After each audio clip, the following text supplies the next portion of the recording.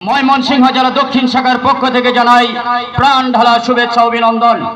আপনারা জানেন 2008 সালে 29শে ডিসেম্বর যে নির্বাচন হয়েছিল, সেই নির্বাচনের মাধ্যমে স্বৈরা শাসক গোষ্ঠী ক্ষমতায় যায়।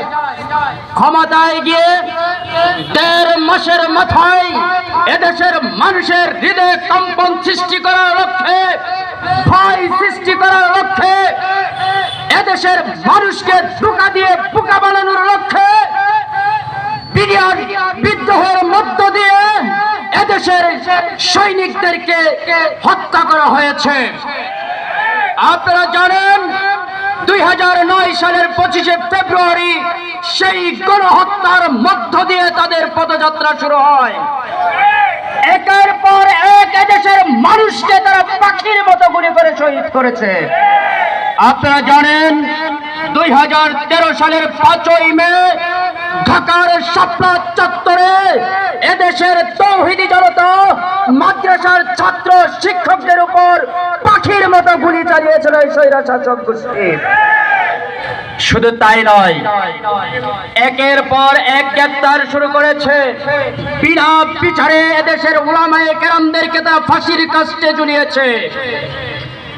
আমরা যেটা দেখতে পাচ্ছি, যেটা দেখতে পেয়েছি, 24 সালে যে স্বৈরাচার পলায়ন করেছে, এটা তাদের একদিনের কামাই নয়, দীর্ঘ তাদের 15 বছর 7 মাস 7 দিনের কামাই। আপনারা জানেন 29শে ডিসেম্বর 2008 সাল থেকে শুরু করে 24 সালের 5ই আগস্ট পর্যন্ত তারা ক্ষমতায় ছিল। সর্বমোট তারা 15 বছর 7 মাস 7 দিন তারা ক্ষমতায় ছিল। ক্ষমতায় থেকে তারা যে কাজগুলি করেছে, তার দল কিভাবে ভারী করা যায়, প্রত্যেকটা শিক্ষাঙ্গন সরকারি প্রত্যেকটা প্রতিষ্ঠানে তারা তাদের দলীয়করণ করেছে। শুধু এই পর্যন্ত করেই তারা ক্ষান্ত হয়নি, এদেশের মানুষের উপর স্টিম রুলার চালিয়েছে। আমি ওদিকে যাচ্ছি না। সর্বশেষ যে কাণ্ড তারা ঘটিয়েছে, যেটার মধ্য দিয়ে আওয়ামী লীগের পতন হয়েছে, এই আওয়ামী লীগের পতনের অন্যতম কর্ণধার হচ্ছেন তাদেরই নেত্রী শেখ হাসিনা। আজকে যদি তাদেরকে প্রশ্রয় না দিত, দুর্নীতি না করত, এদেশের তৌহিদি জনতাকে উস্কে না দিত, তাহলে আজকে আমরা এই স্বাধীনতা ফিরে পেতাম না।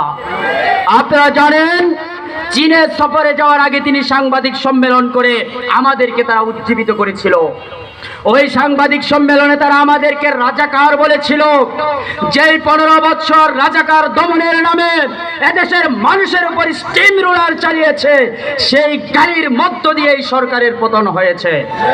যখন তারা ঘোষণা দিয়েছিল মুক্তিযোদ্ধা সন্তান চাকরি পাবে না, রাজাকারের বাচ্চা চাকরি পাবে, তখনই কিন্তু ঢাকা বিশ্ববিদ্যালয় থেকে আমার ভাইয়েরা, আমার বোনেরা গর্জে উঠেছিল, তুমি কে আমি কে স্লোগান দিয়ে তারা রাজপথে এসেছিল।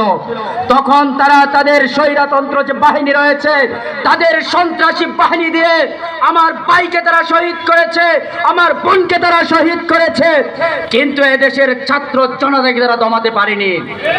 দল মত নির্বিশেষে সকলে এক কাতারে এসে দাঁড়িয়েছে, স্বৈরাচার হটাও, দেশ বাঁচাও। এই স্লোগানকে সামনে নিয়ে যখন এদেশের ছাত্র সমাজ রাজপথে নেমে এসেছে, স্বৈরাচার পালাতে বাধ্য হয়েছে। অতএব আমরা বলতে চাই, এদেশের মধ্যে রাজনীতি করতে হলে আদর্শ নিয়ে রাজনীতি করতে হবে। এদেশে রাজনীতি করতে হলে ন্যায়ের রাজনীতি করতে হবে। নচেত যেভাবে স্বৈরাচারকে দেশকে পাঠানো হয়েছে, ঠিক একই কায়দায় যদি কেউ এদেশে স্বৈরাচার প্রতিষ্ঠা করতে চায়, আমরা তাদেরকে এ দেশ থেকে বিতাড়িত করতে বাধ্য হব। পরিশেষে বলতে চাই, আমরা চারদিকে শুনতে পাচ্ছি যে সুর, আমরা দেখে পাচ্ছি যে ঐক্যের বীজ তৈরি হচ্ছে।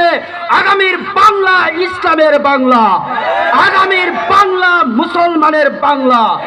ইসলামী আন্দোলন বাংলাদেশ জিন্দাবাদ, পীর সাহেব চরমনাই জিন্দাবাদ। সকলেই ভালো থাকুন, সুস্থ থাকুন। আল্লাহ হাফেজ।